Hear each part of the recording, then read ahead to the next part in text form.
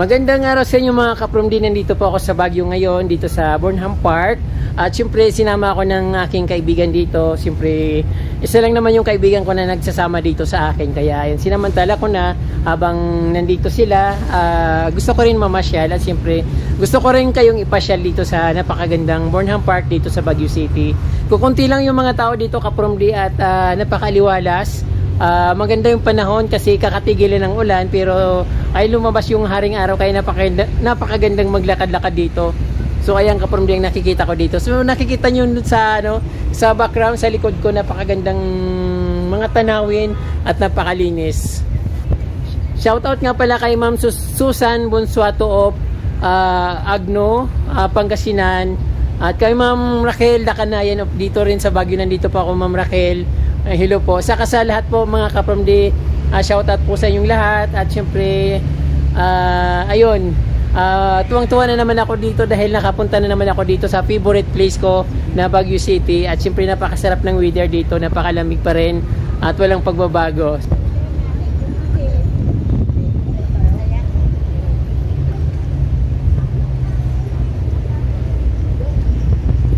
Iba talaga yung pakiramdam ng kaprom-di kapag nandito sa Baguio compare sa ibang provinces na magaganda rin yung mga tanawin pero dito kaprom-di talagang ibang-iba yung mga ibang-iba yung pakiramdam kapag nandito kasi nga sa weather condition.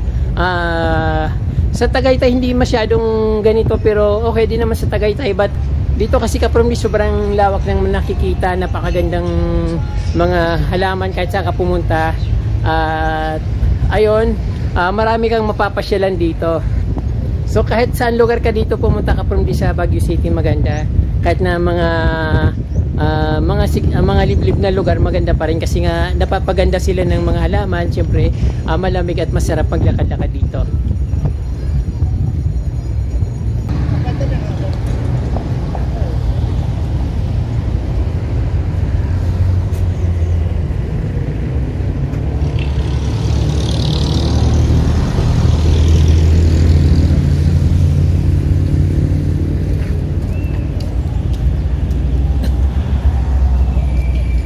So ayun mga kaprom di, napakaganda pa rin dito sa Burnham Park. Medyo konti yung mga tao ngayon kasi nga tanghaling tapat at syempre parang medyo maulan at hindi naman summer ngayon.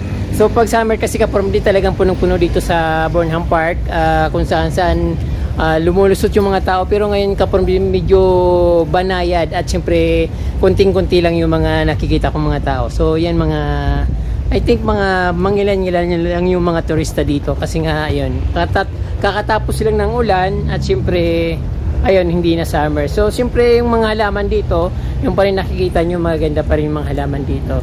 Pero hindi katulad nung dati na sobrang ganda talaga yung mga dito, mga design. Tapos very cozy.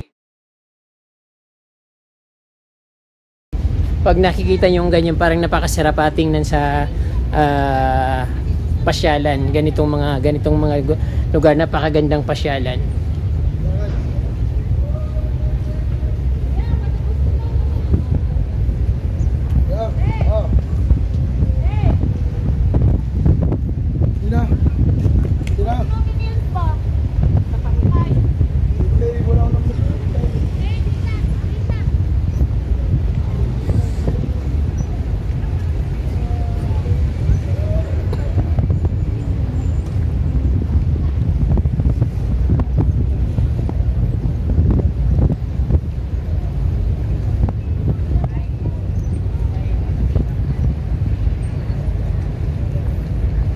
Ang gustong-gusto ko dito kaprom di kasi sobrang linis at siyempre very greenish yung mga tanawin. Siyempre pag nandito yung mga tao, nagiging ano sila, disciplinary sila masyado pag nandito. So iwan ko lang kapag nandun sila sa kanilang lugar, kung nagkakalat sila ng basura. Dito kasi kaprom di nakakahiyang magkalat dito ng basura, saka napakaraming mga tapunan ng basura tapos ikakalat mo, talagang nakakahiya yun. Tapos makikita mo yung napakagandang tanawin, napakalinis, talagang nakakahiyang magkalat dito. So dapat lang talagang mapanatili yung kalinisan. At ayun nga, napakaraming bulaklak at nakaka-refresh yung kapaligiran.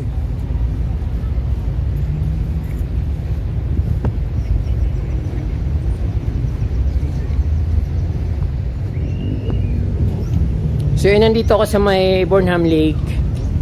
At siyempre punong-puno pa rin ng halaman dito. Yung mga nakikita nyo yan, very colorful.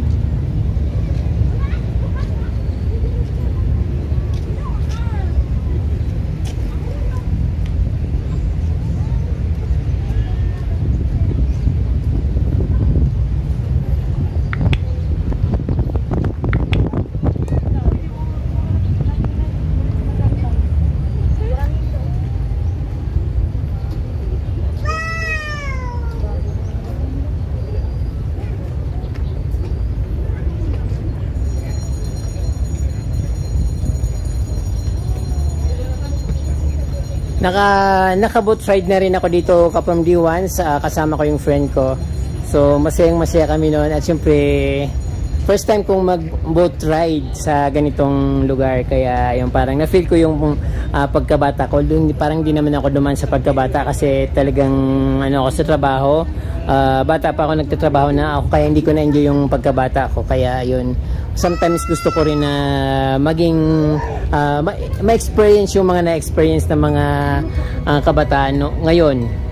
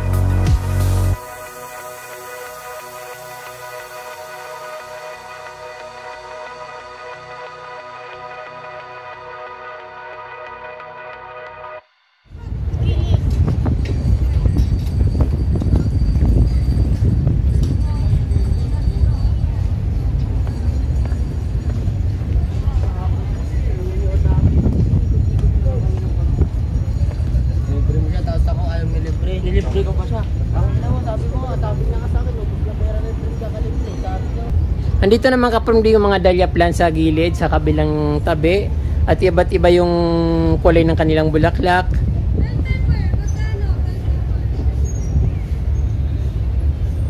Ayan, may mga bees.